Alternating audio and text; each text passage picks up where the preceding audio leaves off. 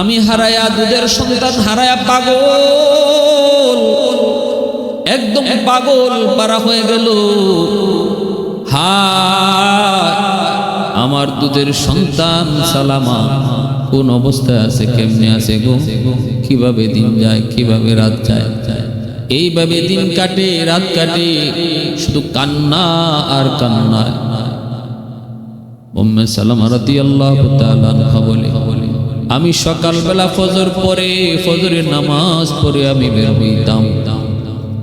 ওই জায়গা সে আবতাহ নামক জায়গা, যেই জায়গা থেকে আমরা বিচ্ছিন্ন হয়েছি, আমি আমার স্বামীর কাছ থেকে যেই জায়গাটাতে বিচ্ছিন্ন হয়েছি, সেই আবতাহ নামক জায়গায় ফজরের নামাজ পড়া হাঁটতে হাঁটতে ওই জায়গায় যে স্মৃতিগুলো ইয়াদ করি। এই তো সেই জায়গা যেখানে একদিন আমার কাছ থেকে আমার স্বামীকে কেড়ে নেওয়া হয়, আমার কাছ থেকে আমার দুধের শিশুকে কেড়ে নেওয়া হয়। ওখানে যায় স্মৃতিগুলি ইয়াদ করে আর কান্না করে হযরত উম্মে সালামা এইভাবে আল্লাহর কাছে কান্দেন, চোখের পানি জড়ায় জড়ায় কান্দে আর কয়, মালিক, ও মালিক তুমি ফয়সালা দাও, মালিক তুমি আমাকে বিপদ থেকে উদ্ধার করো, বিপদ থেকে উদ্ধার করো, বিপদ থেকে উদ্ধার করো। কোন বিপদ? কয় যে দোয়াটা স্বামী শিখাইছি। হযরত আবু সালামা রাদিয়াল্লাহু তাআলা আনহু মুসিবতে পড়লে আমার নবীর কাছ থেকে একটু দোয়া শিখেছিলেন। এই দোয়াটা তিনি তার বিবিকেও শিখাইছেন। দোয়াটা কি? আমার নবীর দরবার থেকে একদিন তিনি হাসি মুখে করে ফিরলেন। উম্মে সালামা রাদিয়াল্লাহু তাআলা আনহা বলতেছে, স্বামী গো, আজ তুমি এত খুশি খুশি কেন? মক্কায় থাকাকালীন, হিজরতের আগে বলতেছি, আমার নবীর কাছে মক্কায় থাকাকালীন সময়ে নবীর কাছে যখন আসা যাওয়া করতেন, হাসি মুখে একদিন ফিরলেন। আম্মা জান বলতেছেন, স্বামী গো, আজকে এত খুশি খুশি কেন? তিনি বলতেছেন, নবীজি একটা আমল শিখাইছে, এই আমলটা যদি কেউ করে তাহলে আল্লাহ তারে মুসিবত থেকে উদ্ধার করে, এবং মুসিবতে পইরা যা হারায় আল্লাহ তাকে ওই হারানো জিনিসের চেয়ে উত্তম বদলা আল্লাহ তারে দান করে। বিবি গো, জানুনি সে আমলটা কি? কয় কি সে আমল? তখন তিনি বিবিকে আমলটা শিখাইছেন। কয় মুসিবতে পড়লে এই দোয়াটা পড়বা, আল্লাহুম্মা আহজুরনি ফি মুসিবাতি ওয়াখলুফ লি খায়রাম মিনহা, আল্লাহুম্মা আহজুরনি ফি মুসিবাতি ওয়াখলুফ লি খায়রাম মিনহা। আল্লাহ তুমি আমাকে মুসিবত থেকে উদ্ধার করো এবং এর চেয়ে উত্তম বদলা তুমি আমাকে দান করো। এই দোয়াটা আমার নবী আমাকে শিখাইছেন, দোয়াটা তিনি তার বিবিরও শিখাইছেন। এজন্য হযরত উম্মে সালামা রাদিয়াল্লাহু তাআলা আনহা স্বামী হারায়া, সন্তান হারায়া, বনু মাখজুম গোত্রের মানুষের কাছে যখন বন্দী, রাত দিন ওই দোয়াটা তিনি পড়তেন। কে? দুজনই আমার নবীর সাহাবী। হযরত উম্মে সালামা রাদিয়াল্লাহু তাআলা আনহার মূল নাম হলো হিন্দ, আর আবু সালামার নাম হলো আব্দুল্লাহ। দুজনকেই তাদের সন্তানের নামে পরিচিত করা হয়। তাদের প্রথম সন্তানের নাম ছিল সালামা। সালামার নামেই তাদের নাম পরিচিতি পায়। সালামার মা, সালামার বাবা উম্মে সালামা, সালামার মা আবু সালামা, সালামার বাবা হযরত উম্মে সালামা রাদিয়াল্লাহু তাআলা আনহা আমার মায়ার নবীর সাথে বিবাহ বন্ধনে আবদ্ধ হওয়ার আগে মক্কায় তার যার সাথে বিবাহ হয়েছিল তিনি হলেন আব্দুল্লাহ, যার পরিচিতি হলো আবু সালামা রাদিয়াল্লাহু তাআলা। উম্মে সালামা তিনি বনু মাখজুম গোত্রের একজন সর্দার, যার নাম ছিল আবু উমাইয়া। আবু উমাইয়ার মেয়ে উম্মে সালামা রাদিয়াল্লাহু তাআলা আনহা, আবু উমাইয়া রাদিয়াল্লাহু তাআলা আনহু তিনিও নবীজির সাহাবী হয়েছেন।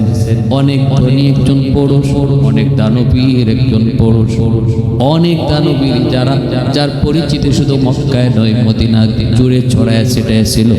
সম্ভ্রান্ত বংশের একজন নারী, সম্ভ্রান্ত বংশের একজন মহিয়সী নারী আম্মা জান উম্মে সালামা রাদিয়াল্লাহু তাআলা আনহা বিবাহ বন্ধনে আবদ্ধ হলেন। ইসলামের প্রাথমিক যুগ মায়ার নবীর কালেমার দাওয়াতের কাজ গোপনে গোপনে শুরু করেছেন। গোপনে গোপনে সাহাবী হওয়া শুরু হলো। অল্প অল্প করে প্রাথমিক অবস্থায় সাহাবায়ে কেরাম ঈমান আনতে শুরু করেন। সেই প্রাথমিক যুগে যারা মুসলমান হয়েছেন তাদের এক দুইজন হলেন হযরত উম্মে সালামা আর হযরত আবু সালামা রাদিয়াল্লাহু তাআলা আনহুমা। দুজন ইসলামের প্রাথমিক যুগের মুসলমান। মক্কার বেদিন বেঈমান কাফেরের দল তাদের ইসলাম গ্রহণটাকে মেনে নিতে পারে নাই। চরমভাবে তাদের উপর পাকড়াও হলো। কোনোভাবেই তাদের ইসলাম তারা মেনে নিতে চায় না। আমরা ভালো করে জানি ইসলামের প্রাথমিক যুগ যারা প্রথমে ইসলাম গ্রহণ করেছেন তাদের উপরে কি পরিমাণ নির্যাতন, কি পরিমাণ জুলুম। শুধু তাদের উপর নয় রে যুবক, আমার মায়ার নবীর উপরে জুলুম। নবীজিও তাদের নির্যাতন থেকে রেহাই পান নাই। আল্লাহর নবী রহমতের নবী মায়ার নবীর গোপনে গোপনে প্রাথমিক অবস্থায় ইসলামের দাওয়াত কালে এই দুজন কালেমা পড়ে মুসলমান হলেন। স্বামী স্ত্রীর ভিতরে এত মধুর সম্পর্ক, এত মায়া, এত মহব্বত, এত ভালোবাসা। সংসার বড় সুন্দর, মহব্বতার ভালোবাসায় পরিপূর্ণ তাদের পরিবার, তাদের সংসার।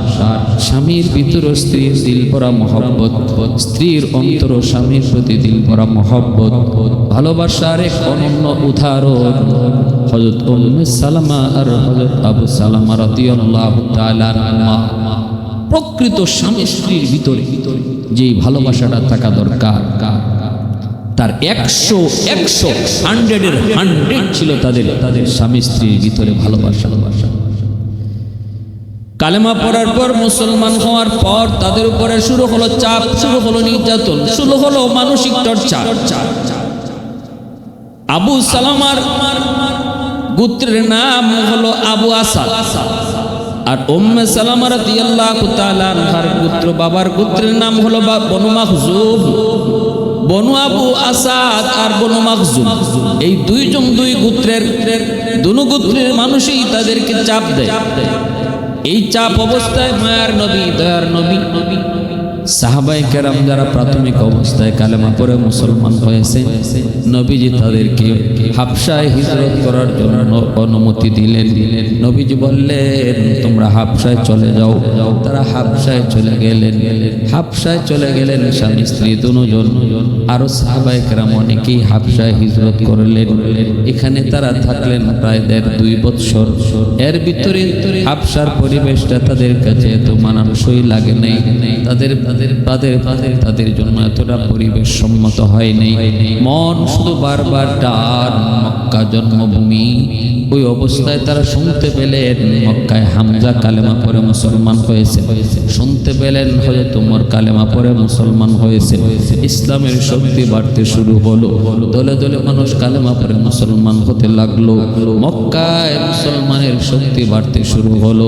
নির্যাতন কমে গেল, মুসলমান শক্তি বাড়তে লাগলো। এই নিউজ তাদের কানে আসা মাত্রই তারা হাবশা থেকে আবার মক্কায় ফিরে আসলেন। কিন্তু আসার পর দেখতে পেলেন না কবর যা পেয়েছেন তা ঠিক নয় গো, নির্যাতন আরো বেড়েই চলেছে। মক্কার বেদিন বেঈমান কাফেরের দল তারা চিন্তা করলো এইভাবে যদি মানুষ কালেমা পড়ে মুসলমান হয়, অল্প দিন পর আর মক্কায় কোনো ধর্ম থাকবে না ইসলাম ছাড়া। অতএব নির্যাতন তারা আরো বাড়ায় দিল। এত নির্যাতন আল্লাহর নবী রহমতের নবী সাহাবায়ে কেরামদেরকে মদিনায় হিজরত করার জন্য আদেশ করলেন। অনেকেই মক্কা থেকে মদিনায় হিজরত করতে বাধ্য হলেন।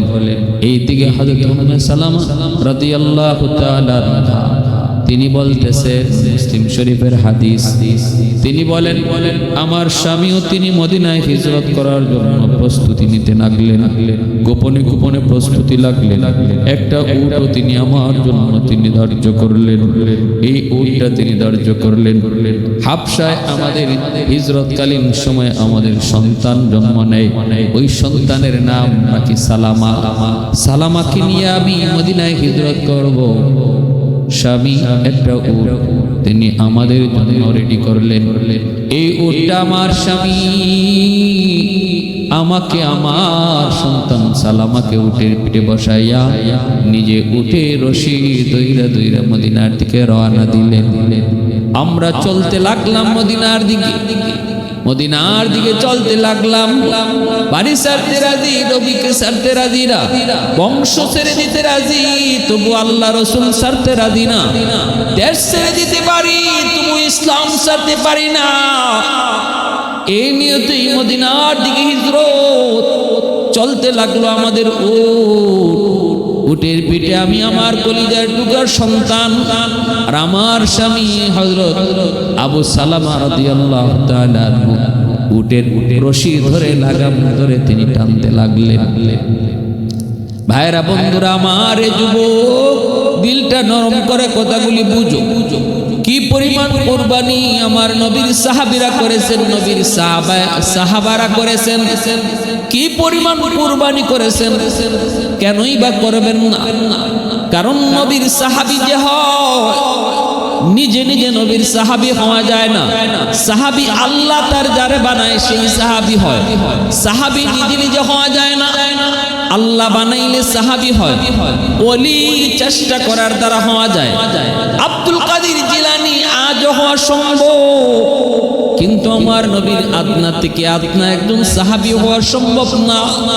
আল্লাহ পাক কোরআনুল কারীমের ভিতরে বলেন, উলাইকাল্লাযীনা আমতাহানাল্লাহু কুলুবাহুম লিত্তাকওয়া। আমার বন্ধুর সাহাবীকে হবা, আসো আমি আল্লাহর কাছে পরীক্ষা দাও, আমি তোমার অন্তরের পরীক্ষা নিব। দাখিলা নিয়েছেন কে? কয় মালিক নিজে। কোন বিষয়ে সাহাবীকে হইবা? আল্লাহর কাছে ইন্টারভিউ দেওয়া লাগবে। কিসের ইন্টারভিউ? কয় কলবের ইন্টারভিউ। কিসের ইন্টারভিউ? কয় অন্তরের ইন্টারভিউ। আল্লাহ কয় আমি দেখব তোমার অন্তর আমার বন্ধুর সাহাবী হওয়ার উপযুক্ত কিনা। আল্লাহ পাক পরীক্ষা নিলেন। এইবার আল্লাহ পাক পরীক্ষা নিলেন সাহাবীদের অন্তর। কোন জিনিসের পরীক্ষা? অন্তরের পরীক্ষা।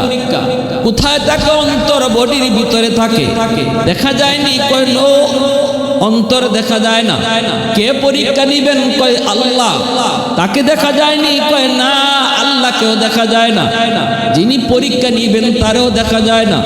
যে জিনিসের পরীক্ষা নিবেন ওই জিনিসও দেখা যায় না, কিন্তু মালিক সেই জিনিসটাকে দেখেন।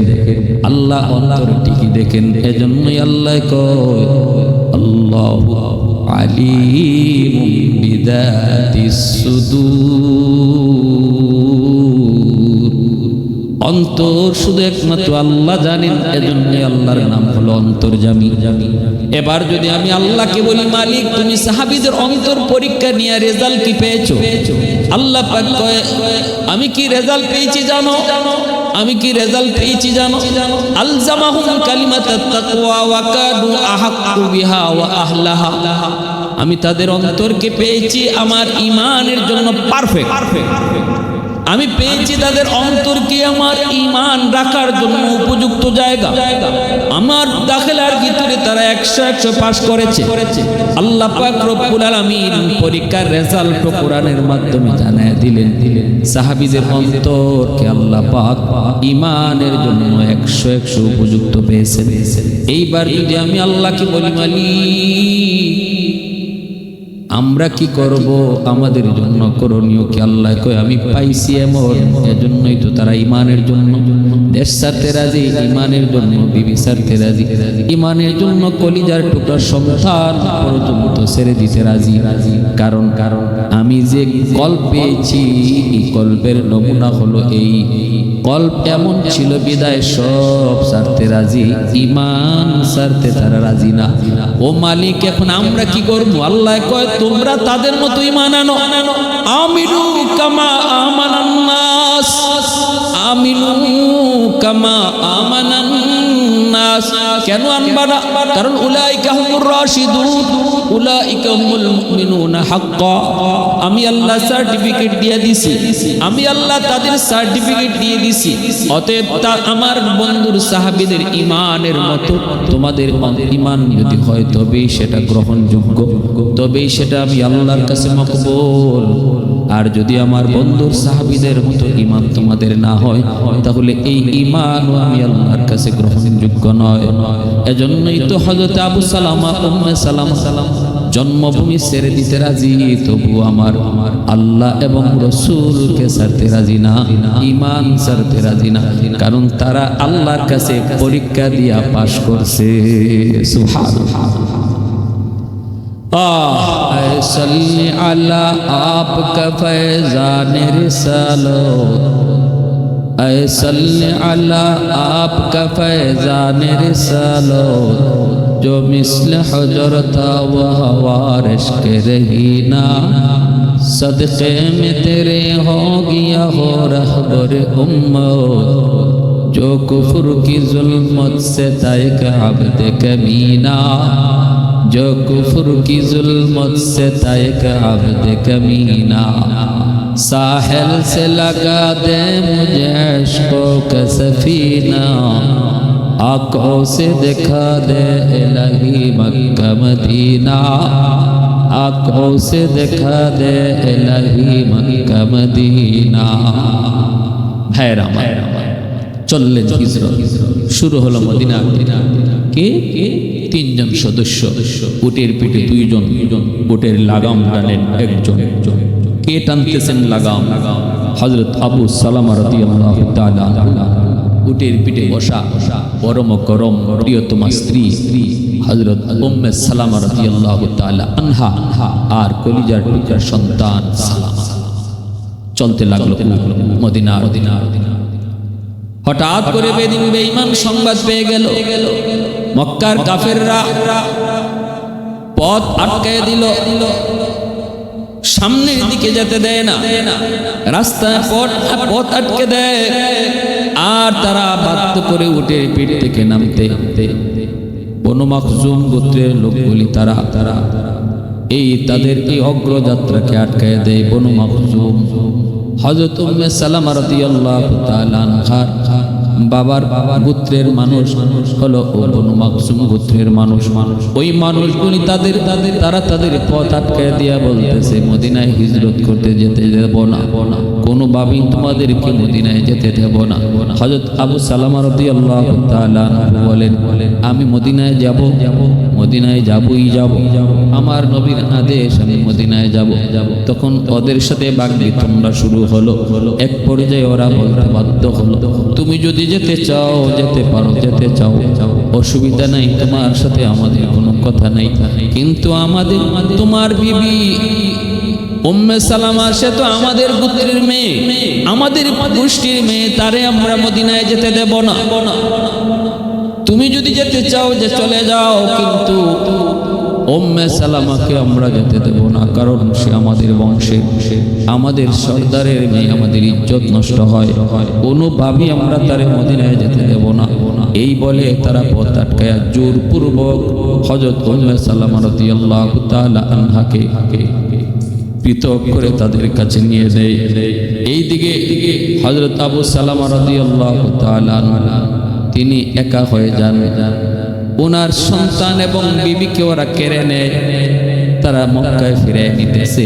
আর হযরত আবু সালামা রাদিয়াল্লাহু তাআলা তিনি একা মদিনার দিকে রওনা দেয়। এ যুবক একটু চিন্তা করো,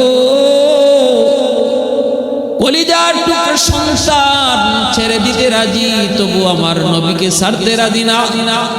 কলিজার টুকরা পরম করম স্ত্রীর মায়া মহব্বত কুরবানি দিতে রাজি, তবু হিজরত বন্ধ করতে রাজি না। কি পরিমাণ দিলের ভিতরে আল্লাহ এবং রাসূলের মহব্বত, কি পরিমাণ ভালোবাসা। আবু সালামা যেন এই কথা বোঝায়, মক্কার দুশমনের দল আমার স্ত্রীর প্রতি আমার যে পরিমাণ ভালোবাসা, এমন নজির তোমরা দেখাইতে পারবা না। তবে মনে রাখো, সন্তান এবং বিবির প্রতি যেই পরিমাণ মহব্বত, এর যে হাজার হাজার হাজার গুণ মহব্বত আর ভালোবাসা আমার আল্লাহ এবং রাসূলের প্রতি। এর জন্য জ্বলন্ত প্রমাণ, জ্বলন্ত উদাহরণ দিয়ে দিলেন হযরত আবু সালামা রাদিয়াল্লাহু তাআলা আনহু।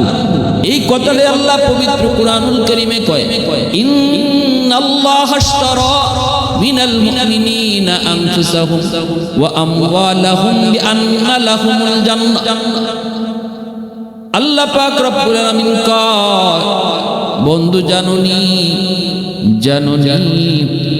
ওমিনান নাসি মান ইয়াশরি নাফসাহু ইবতিগা মারদাতিল্লাহ ওয়াল্লাহু রাউফুম বিল ইবাদ। আল্লাহ পাক কয়, বন্ধু জানুনি মানুষের ভিতর থেকে এমন কিছু মানুষ রয়েছে যারা আমি আল্লাহকে খুশি রাখার জন্য তামাম দুনিয়াকে বেজার করতে রাজি, তবু আমি আল্লাহকে তারা বেজার করতে রাজি না।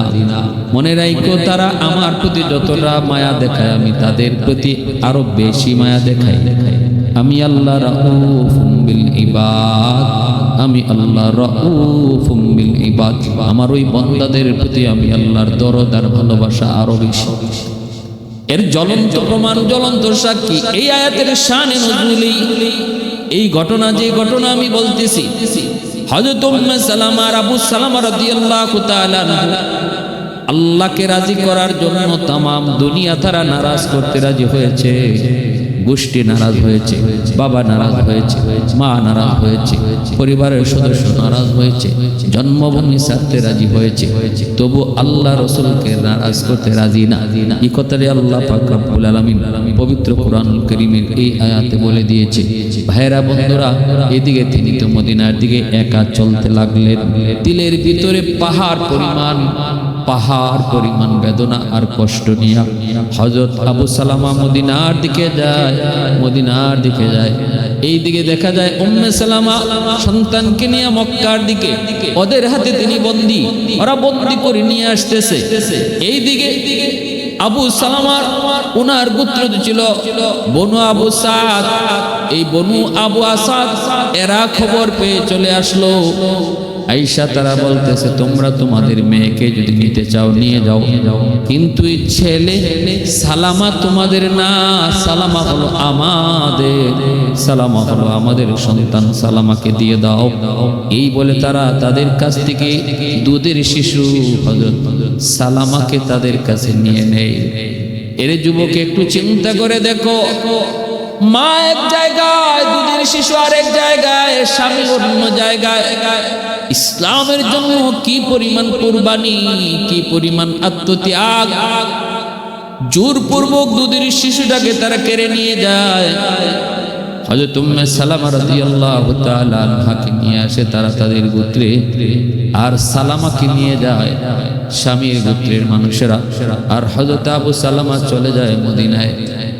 দিন যায়, রাত যায়, এইদিকে তারা স্বামী স্ত্রী কেমন ভাবে দিন আর রাত যায়, এটা নিজের ভিতরে একটু কল্পনা করলে আমরা বুঝতে পারবো। একটু নিজের ভিতরে আনো, একটু নিজের উপরে বিষয়টা এনে একটু ভেবে দেখো রে আল্লাহর গোলাম, পৃথিবীতে এর চেয়ে বড় কষ্ট। আমি এক জায়গায়, আমার স্ত্রী অন্য জায়গায়, আমার ছোট্ট দুধের শিশুটা অন্য জায়গায়, তারা তাদের দুশমনের কাছে তারা বন্দী। ভাইরা বন্ধুরা, হযরত আবু সালামা রাদিয়াল্লাহু তাআলা আনহু মদিনায় গেলেন।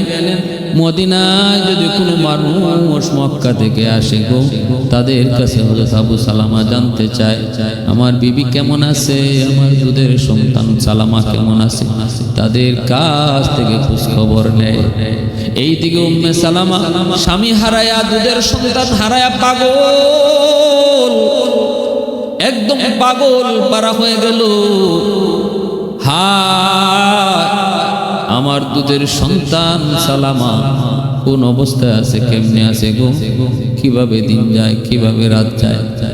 এইভাবে দিন কাটে, রাত কাটে, শুধু কান্না আর কান্না। উম্মে সালামা রাদিয়াল্লাহু তাআলা আনহা বলে, আমি সকালবেলা ফজর পরে, ফজরের নামাজ পড়ে আমি বের হইতাম। ওই জায়গা সে আবতাহ নামক জায়গা, যেই জায়গা থেকে আমরা বিচ্ছিন্ন হয়েছি, আমি আমার স্বামীর কাছ থেকে যেই জায়গাটাতে বিচ্ছিন্ন হয়েছি, সেই আবতাহ নামক জায়গায় ফজরের নামাজ পড়া হাঁটতে হাঁটতে ওই জায়গায় যে স্মৃতিগুলো ইয়াদ করি। এই তো সেই জায়গা যেখানে একদিন আমার কাছ থেকে আমার স্বামীকে কেড়ে নেওয়া হয়, আমার কাছ থেকে আমার দুধের শিশুকে কেড়ে নেওয়া হয়। ওখানে যায় স্মৃতিগুলি ইয়াদ করে আর কান্না করে হযরত উম্মে সালামা এইভাবে আল্লাহর কাছে কান্দেন, চোখের পানি জড়ায় জড়ায় কান্দে আর কয়, মালিক, ও মালিক তুমি ফয়সালা দাও, মালিক তুমি আমাকে বিপদ থেকে উদ্ধার করো, বিপদ থেকে উদ্ধার করো, বিপদ থেকে উদ্ধার করো। কোন বিপদ? কয় যে দোয়াটা স্বামী শিখাইছি। হযরত আবু সালামা রাদিয়াল্লাহু তাআলা আনহু মুসিবতে পড়লে আমার নবীর কাছ থেকে একটু দোয়া শিখেছিলেন। এই দোয়াটা তিনি তার বিবিকেও শিখাইছেন। দোয়াটা কি? আমার নবীর দরবার থেকে একদিন তিনি হাসি মুখে করে ফিরলেন। উম্মে সালামা রাদিয়াল্লাহু তাআলা আনহা বলতেছে, স্বামী গো, আজ তুমি এত খুশি খুশি কেন? মক্কায় থাকাকালীন, হিজরতের আগে বলতেছি, আমার নবীর কাছে মক্কায় থাকাকালীন সময়ে নবীর কাছে যখন আসা যাওয়া করতেন, হাসি মুখে একদিন ফিরলেন। আম্মা জান বলতেছেন, স্বামী গো, আজকে এত খুশি খুশি কেন? তিনি বলতেছেন, নবীজি একটা আমল শিখাইছে, এই আমলটা যদি কেউ করে তাহলে আল্লাহ তারে মুসিবত থেকে উদ্ধার করে, এবং মুসিবতে পইরা যা হারায় আল্লাহ তাকে ওই হারানো জিনিসের চেয়ে উত্তম বদলা আল্লাহ তারে দান করে। বিবি গো, জানুনি সে আমলটা কি? কয় কি সে আমল? তখন তিনি বিবিকে আমলটা শিখাইছেন। কয় মুসিবতে পড়লে এই দোয়াটা পড়বা, আল্লাহুম্মা আহজুরনি ফি মুসিবাতি ওয়াখলুফ লি খায়রাম মিনহা, আল্লাহুম্মা আহজুরনি ফি মুসিবাতি ওয়াখলুফ লি খায়রাম মিনহা। আল্লাহ তুমি আমাকে মুসিবত থেকে উদ্ধার করো এবং এর চেয়ে উত্তম বদলা তুমি আমাকে দান করো। এই দোয়াটা আমার নবী আমাকে শিখাইছেন, দোয়াটা তিনি তার বিবিরও শিখাইছেন। এজন্য হযরত উম্মে সালামা রাদিয়াল্লাহু তাআলা আনহা স্বামী হারায়া, সন্তান হারায়া, বনু মাখজুম গোত্রের মানুষের কাছে যখন বন্দী, রাত দিন ওই দোয়াটা তিনি পড়তেন, ওই দোয়াটা তিনি পড়তেন, দোয়াটা পড়তেন আর কাঁদতেন। এইভাবে দিন যায়, রাত যায়, বছর খানেক চলে যাওয়ার পর তার একজন চাচাতো ভাইয়ের দরদ হয়, মায়া হয়।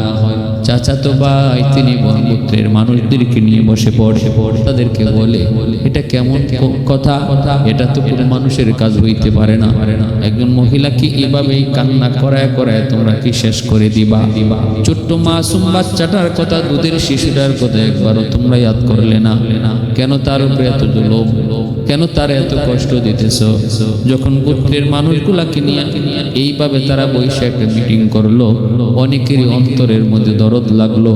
তখন তারা সিদ্ধান্ত জানায়, উম্মে সালামা, ঠিক আছে, তোমাকে আর আমরা আটকে রাখবো না। তুমি চাইলে মদিনায় যেতে পারো, চাইলে তুমি এই গোত্রে থাকতেও পারো। এই অনুমতি পাওয়ার পর হযরত উম্মে সালামা রাদিয়াল্লাহু তাআলা আনহা বলে, আমি মদিনায় চলে যাওয়ার জন্য এই সিদ্ধান্ত নিলাম। কিন্তু কেমন করে যাই মক্কায় তো আমার কলিজার টুকরা সন্তান বনু আবু সাদের কাছে, কেমনে আমি আমার সন্তান থেকে, স্বামীর পুত্রের মানুষের কাছ থেকে আমার সন্তানকে পাবো গো? এই চিন্তা নিয়ে আমি বড় পেরেশান। এই খবরটা যখন আমার স্বামীর পুত্রের মানুষেরা জানতে পেল, তাদের অন্তরে দরদ লাগলো। তারাও আমার সন্তানকে নিয়ে আমার কুলি ফিরে দিল, সন্তান আইনা আমার কাছে দিয়ে দিল। আমি আমার হারানো সন্তানকে কুলে পায়া, বুকে পায়া, চোখের পানিটা মুইসা আর দেরি করলাম না, আর সময় ব্যয় করলাম না, সাথে সাথে আমি মদিনার উদ্দেশ্যে রওনা দিয়ে দিলাম স্বামীর সঙ্গে সাক্ষাৎ করার জন্য। চলতে শুরু করলেন। উনি বলতেছেন আমি আর কাল বিলম্ব করলাম না, আবার যদি কোনো মুসিবত এসে পড়ে, আবার যদি কোনো বিপদ এসে পড়ে, এজন্য আর দেরি করলাম না, মদিনার দিকে রওনা শুরু করে দিলাম। বনু তামিম একটা জায়গার নাম তানঈম, মক্কার পার্শ্ববর্তী এলাকা। তানঈমে আসার পর আমি পাইলাম কাবাগরের চাবি যার কাছে থাকতো হযরত উসমান ইবনে তালহা, ওনার সাথে আমার দেখা হলো। তিনি আমাকে দেখে অবাক হয়ে বলতেছেন ব্যাপার কি, আপনি একা একা, আপনি তো সেই আবু উমাইয়ার মেয়ে, আবু উমাইয়া মেয়ে, আপনি বনু মাখজুম গোত্রের সেই সম্মানিত মহিষী নারী, আপনার বাবা তো অনেক বড় দানবীর, আপনি কোথায় যাচ্ছেন? তিনি বলতেছেন আমি মদিনায় যাচ্ছি, আপনার সাথে কি কেউ নাই? তিনি বলেন না, খোদার কসম আমার সাথে কেউ নাই, শুধু আমার দুধের বাচ্চাটা। তখন উসমান ইবনে তালহা রাদিয়াল্লাহু তাআলা আনহু বলতেছে আমিও আপনারই একা যেতে পারি, ছেড়ে দিতে পারি না, আমি আপনাকে মদিনা পর্যন্ত পৌঁছে দিব, কোনো চিন্তা করবেন না। এই বলে হযরত উসমান ইবনে তালহা রাদিয়াল্লাহু তাআলা আনহু উম্মে সালামা রাদিয়াল্লাহু তাআলা আনহাকে তিনি মদিনার নিয়ে যাওয়ার জন্য রওনা দিলেন। উটের পিঠে তিনি উম্মে সালামাকে বসান, আর উটের লাগাম ধরে ধরে উসমান ইবনে তালহা হাঁটেন। এর যুবক উম্মে সালামা রাদিয়াল্লাহু তাআলা আনহা বলেন মা রাআইতু সাহিবান কাত্তুন আকরামু মিন উসমান ইবনে তালহা। আম্মাজান উম্মে সালামা রাদিয়াল্লাহু তাআলা আনহার riwayat, মুসলিম শরীফের হাদিস, তিনি বলতেছে আমি আমার জীবনে এমন উত্তম একবারের জন্য উসমান আমার চেহারার দিকে তাকাই নাই। যখনই বিশ্রামের জন্য কোনো গাছের ছায়ার নিচে বসতাম, আমার উটটাকে সে বসায় দিত, অন্যদিকে তাকায়া আমি উটের পিঠ থেকে নামতাম, কোনো গাছের নিচে বিশ্রাম নিতাম, আর উসমান তখন দূরে অন্য আরেকটা গাছের নিচে যায় তিনি বিশ্রাম নিতেন। একবারও আমার দিকে তাকাতেন না, বিশ্রাম নিতাম দুজন মঞ্জিল কোন জায়গায় বিশ্রামের জায়গায়, কিন্তু তিনি আমার দিকে কখনো তাকাইতেন না, বরং আমার পাশেও তিনি বসতেন না, দূরে যায় বিশ্রাম নিতেন। আবার যখন রওনা দিব তিনি আসতেন, আইসে উটটাকে আবার তিনি বসাইতেন, উটটারে বসাইতেন, এরপরে আমি উঠতাম, তখন তিনি দূরে তা চলে যেতেন। আমি উটের পিঠে ওঠার পর আওয়াজ দিলে পরে তিনি আবার কাছে আইসা উটের লাগাম ধরে টানতেন। এইভাবে কয়েকদিন সফর করে মঞ্জিলের পর মঞ্জিল অতিক্রম হয়ে মদিনায় আমরা প্রবেশ করলাম। আমার স্বামীর সঙ্গে আমার সাক্ষাৎ করাইয়া দিলেন। দীর্ঘদিন পর আমার হারানো স্বামীকে আমি খুঁজে পেয়েছি। ওই দিনটা ছিল আমার জীবনের সবচেয়ে আনন্দের দিন, সবচেয়ে আনন্দের দিন। স্বামীর সঙ্গে আমার সাক্ষাৎ হলো। ওসমান খানে আমাকে দিয়ে তিনি মক্কা আবার চলে আসলেন। ভাইরা বন্ধুরা, যুবক, এরপরে তিনি মদিনায় থাকতে শুরু করলেন স্বামীকে নিয়ে। বদরের যুদ্ধ, এর ভিতরে তাদের আরো দুইটা সন্তান জন্ম নিল। বদরের যুদ্ধ হযরত আবু সালামা রাদিয়াল্লাহু তাআলা বদরের যুদ্ধে শরীক হলেন, বীর বিক্রমে বিজয়ী হয়ে ফিরে আসলেন। এরপরে আবার উহুদের যুদ্ধেও তিনি শরীক হলেন। উহুদের যুদ্ধে তিনি কঠিনভাবে আক্রান্ত হলেন, আহত হলেন। এই আহত অবস্থায় তার রোগ বাড়তে শুরু হলো এবং এই রোগে আক্রান্ত হয়ে হযরত আবু সালামা রাদিয়াল্লাহু তাআলা আনহু তিনি শহীদ হলেন। দুনিয়া থেকে বিদায়ের পর হযরত উম্মে সালামা রাদিয়াল্লাহু তাআলা আনহা আবার একা হয়ে পড়লেন। মদিনায় কেউ নাই, নিজের পুত্র হলো মক্কায় বনু মাখজুম। মদিনায় এসেছেন হিজরত করে আমার নবীর আদেশে, নবীর কাছে স্বামীকে নিয়ে, তিনটা সন্তান নিয়ে তিনি একা। স্বামীর প্রতি যে ভালোবাসা মহব্বত দরদ, সেই ভালোবাসা মহব্বত নিমিষের ভিতরেই শেষ হয়ে গেল। স্বামী মারা গেলেন, স্বামী দুনিয়া থেকে বিদায় নিলেন। গোটা মদিনা জুড়ে হইচই পড়ে গেল। মদিনার মানুষেরা উম্মে সালামা রাদিয়াল্লাহু তাআলা আনহার খোঁজখবর নিতে লাগলো। ভাইরা বন্ধুরা, অনেকেই উনাকে বিবাহের প্রস্তাব দেয়, এমনকি আবু বকর সিদ্দিক রাদিয়াল্লাহু তাআলা আনহু উনিও বিবাহের প্রস্তাব দেন, কিন্তু উম্মে সালামা রাদিয়াল্লাহু তাআলা আনহা তিনি বিবাহের প্রস্তাব প্রত্যাখ্যান করেন। হযরত ওমর বিয়ের প্রস্তাব দেন, তাও তিনি প্রত্যাখ্যান করেন। কোন রিওয়ায়াতে এসেছে হযরত ওমর নিজের জন্য নয় বরং নবীর জন্য প্রস্তাব দিছিলেন। উম্মে সালামা কোনো বিয়েতে রাজি হন না, কারো কাছে বিয়েতে তিনি রাজি হন না। এর একটা কারণ, কোন কারণে? ইবনে আসাকির তার তারিখের কিতাবের মধ্যে বিভিন্ন রিওয়ায়াত আছে। এর ভিতরে একটা এরকম একটা কথা, একটা রিওয়ায়াত আসছে যে তাদের স্বামী স্ত্রীর ভিতরে এত ভালোবাসা, এত মহব্বত ছিল, তারা একে অপরের সাথে ওয়াদাবদ্ধ হয়েছিলেন যে আমি আমার পরে আপনি আর কাউকে বিয়ে করবেন না, আর আমিও আপনার পরে কারো কাছে বিয়ে বসবো না। তখন হযরত আবু সালামা রাদিয়াল্লাহু তাআলা আনহু বলছিলেন, বিবি গো, এত ভালোবাসা তোমার, এত মহব্বত, আমার অন্তরে এত ভালোবাসা, এত মহব্বত তোমার প্রতি, তাহলে আমি একটা কথা বলবো, বলো রাখবা কিনা? আগে বলো রাখবা কিনা? তিনি বলতেছিলেন, আমি তো আপনার সব কথা রাখার মধ্যেই শান্তি পাই, আনন্দ পাই। আমি জানি, তারপরে বলো আমার কথাটা রাখবা কিনা? বলে হ্যাঁ রাখবো। তখন আবু সালামা রাদিয়াল্লাহু তাআলা আনহু বলছিলেন, হ্যাঁ তোমার কথা ঠিক, তবে আমি তোমাকে অনুমতি দিচ্ছি আমার এই কথাটা তুমি রাখবা। আমার বিদায়ের পর তুমি অন্য কাউকে স্বামী হিসেবে গ্রহণ করবা, আর আমি আশা করি তুমি যাকে স্বামী হিসাবে আমার পরে নিবা সে আমার চেয়ে উত্তম। চিন্তা করছেন? ওই কথাটার কারণে হযরত উম্মে সালামা রাদিয়াল্লাহু তাআলা আনহার প্রতি স্বামীর প্রতি এত ভালোবাসা ছিল, এত ভালোবাসা, এতটাই তিনি দুর্বল হয়ে পড়েছিলেন, এতটাই তিনি আবেগপ্লুত হয়েছিলেন স্বামীর ইন্তেকালের পর, আর কাউকে স্বামী হিসেবে গ্রহণ করতে তার মন চায় না। যার কারণে আবু বকর সিদ্দিক রাদিয়াল্লাহু তাআলা বিয়ের প্রস্তাবটাও তিনি প্রত্যাখ্যান করলেন। এইদিকে আল্লাহর নবী, রহমতের নবী, মায়ার নবী, দয়ার নবী, তিনি বিয়ের প্রস্তাব দিলেন। নবীজি নিজে চলে আসলেন উম্মে সালামা রাদিয়াল্লাহু তাআলা আনহার ঘরে। নবীজি নিজে চলে আসলেন, তিনি ঘরে ঢুকাইলেন, বসার ব্যবস্থা করলেন। নবীজি কথা প্রসঙ্গে তিনি বলতেছেন, আমি তোমাকে বিয়ের প্রস্তাব দিলাম। নবীজি যখন বিয়ের প্রস্তাব দেন তখন তিনি অত্যন্ত কিংকর্তব্য বিমূঢ় হয়ে পড়লেন, হতভম্ব হয়ে গেলেন। এখন হা বলবেন কি না বলবেন? আল্লাহ রাসূলকে এতটুকুই বলছেন, ইয়া রাসূলুল্লাহ, আমি আপনার প্রস্তাবে এতটা প্রস্তুত ছিলাম না, যদিও এই প্রস্তাবটা আমার জন্য অত্যন্ত সৌভাগ্যের বিষয়। নবী গো, আমার কিছু উজর আছে যার কারণে আমি মানে স্পষ্টভাবে কোনো উত্তর দিতে পারতেছি না। আল্লাহ রাসূল বলেন, কি উজর কম?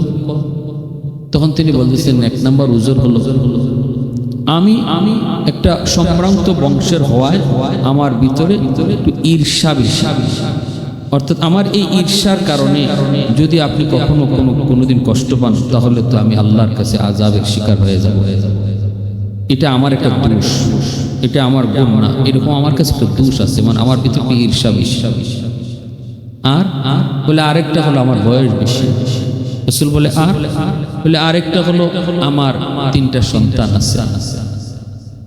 আল্লাহ রাসূল বলেন, উম্মে সালামা শোনো, তোমার অন্তরের যে রূপ, ঈর্ষার রূপ, সেটা আমি আল্লাহর কাছে দোয়া করবো যেন আল্লাহ তোমার অন্তরটাকে ঈর্ষা মুক্ত বানায় দেন। 2 নম্বর হলো তুমি বলছো তোমার বয়স বেশি, একটু ভেবে দেখো তোমার চেয়ে আমার আরো অনেক বেশি বয়স, আমারও তো বয়স বেশি। আম্মা জান উম্মে সালামার বয়স তখন 37 বছর, নবীজির বয়স তখন 57 বছর। 3 নম্বর হলো তোমার সন্তান কি? আবার বিয়ের পর তো তোমার সন্তান আর তোমার না, আমারই সন্তান। যখন মায়ের নবী এই 3টা উজরটাকে স্পষ্ট করলেন তখন আম্মা জান খুশি মনে বিয়েতে রাজি হয়ে গেলেন, বিয়ের প্রস্তাবে তিনি রাজি হয়ে গেলেন। এবার বিয়ে হয়ে গেল। আম্মা জান এতটাই বিচক্ষণ ছিলেন এবং এতটাই সুন্দরী ছিলেন, বিয়ের পর হযরত আয়েশা সিদ্দিকা রাদিয়াল্লাহু তাআলা আনহা তিনি বলতেছেন যে আমি লোক মুখে শুনতেছি যে উম্মে সালামা অনেক সুন্দরী, অনেক রূপবতী, আমি মনে করতাম যে মানুষ বাড়ায় বলে, কিন্তু নিজের চোখে দেখার পর দেখলাম যা শুনছি তার ঠিকই শুনছি। এতে বোঝা গেল হযরত উম্মে সালামা রাদিয়াল্লাহু তাআলা আনহা তিনি উম্মাহাতুল মুমিনিনের মধ্যে সবচেয়ে বেশি সুন্দরী ছিলেন। শুধু সুন্দরটা এখানে মূল উদ্দেশ্য না, ওনার বিচক্ষণতা, ওনার বুদ্ধিমত্তা এবং ওনার সাহসিকতা সব কিছু ছিল অত্যন্ত দূরদর্শীমূলক, অত্যন্ত প্রশংসার দাবিদার। যেমন ছিলেন উনি লজ্জাবতী, তেমন ছিলেন উনি অত্যন্ত বিচক্ষণ। এজন্যই রাসূল করিম সাল্লাল্লাহু আলাইহি ওয়াসাল্লামের অসংখ্য হাদিস আম্মা জানের কাছ থেকে বর্ণিত আছেন। উম্মে সালামা রাদিয়াল্লাহু তাআলা আনহা বর্ণিত আছে আল্লাহর রাসূলের অনেক হাদিস। আম্মা জান আয়েশা হুদাইবিয়ার সন্ধির সময় রাসূলের উপদেষ্টা ছিলেন। আল্লাহ রাসূল হুদাইবিয়ার সন্ধির সময় আম্মা জানকে সাথে নিয়ে গেছেন।